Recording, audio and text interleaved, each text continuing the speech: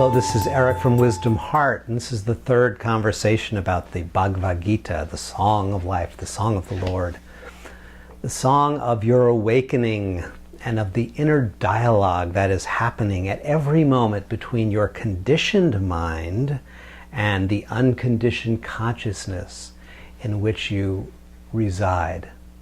Now, we've covered that the Gita is this dialogue, this symbolic dialogue between the conditioned identity and the unconditioned being or true self. And that this process of learning, this process of unfolding begins on a battlefield of inner conflict, of inner conditioning. Because the inner conditioning is unresolved tension. The inner conditioning is based on continually cycling through patterns of drama and patterns of unsatisfactoriness, and finally seeing those patterns. Seeing that the pattern itself is not capable of solving its own patterning, that the conditioning is actually designed to perpetuate the dissatisfaction that it even complains about. Seeing that is the beginning of the practice. And in the text, this is all happening in the very first chapter, where Krishna has taken Arjuna to the middle of the battlefield.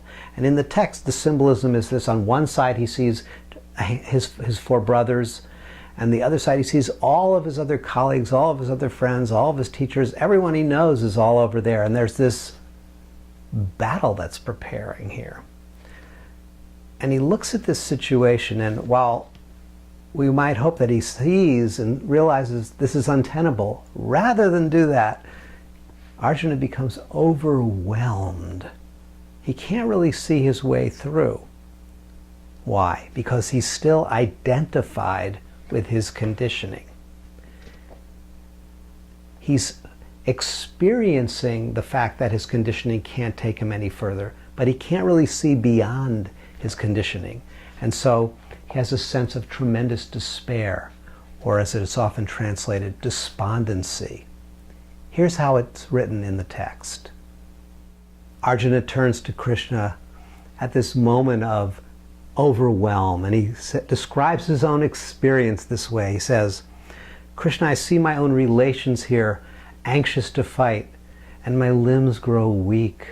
My mouth is dry, my body shakes, my hair stands on end. My skin burns, my bow slips from my hands. I am unable to stand. My mind seems to be whirling. I do not see that any good can come from this battle. I have no desire for victory." Wow, I can relate. You know, this moment of swirling, it's like, I don't know what to do. This whole thing seems ridiculous, and all I want to do is kind of withdraw. And that very withdrawal really is what feeds the ongoing cycles of conditioning.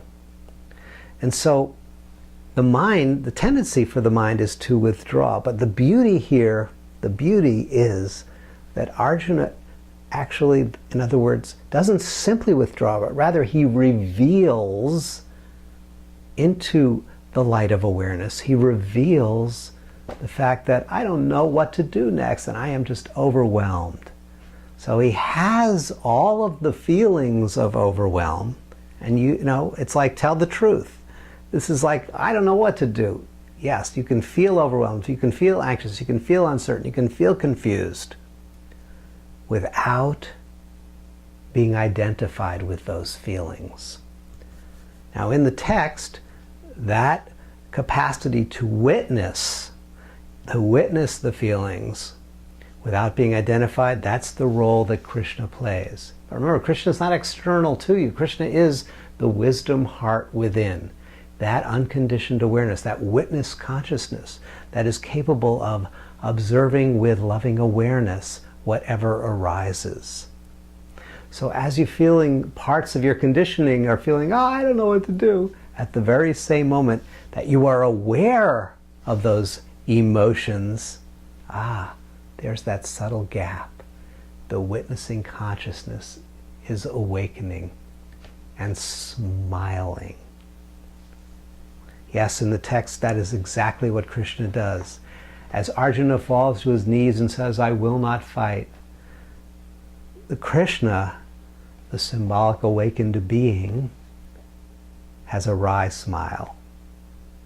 And that's the smile of loving awareness, that we need to turn towards those parts of ourself that are fearful, doubtful, confused, and begin to open them, therefore, into the light of loving awareness. So the text continues after the smile, and Krishna begins a process of re-educating the conditioned mind by first of all pointing out that all of those emotional reactions are based on an erroneous understanding of existence. In other words, all of my emotions are a result of identification with my conditioning. When I see my life as untenable, when I see the situation as unworkable, when I can't see my way out, it's true, I can't, because I'm identified with my conditioning. And the conditioning can only do what the conditioning can do, which is to continue to repeat the patterns of the past. So what is the solution?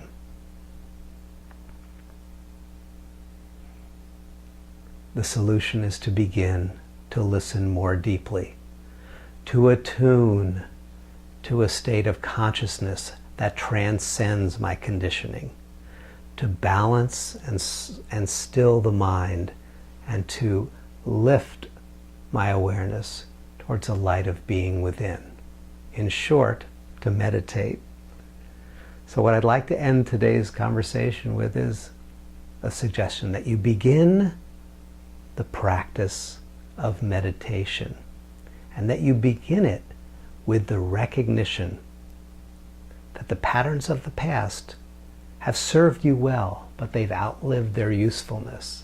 And now it's time to begin to listen more deeply to life's guidance. Not so much to solve the problems of the past, but rather to discover where the pathway is opening so that you might step more fully into your true life. Meditate, meditate, meditate. Build your practice day by day, just a few moments of stillness each and every day to listen to the voice, to listen to the song of life that is seeking to sing through you.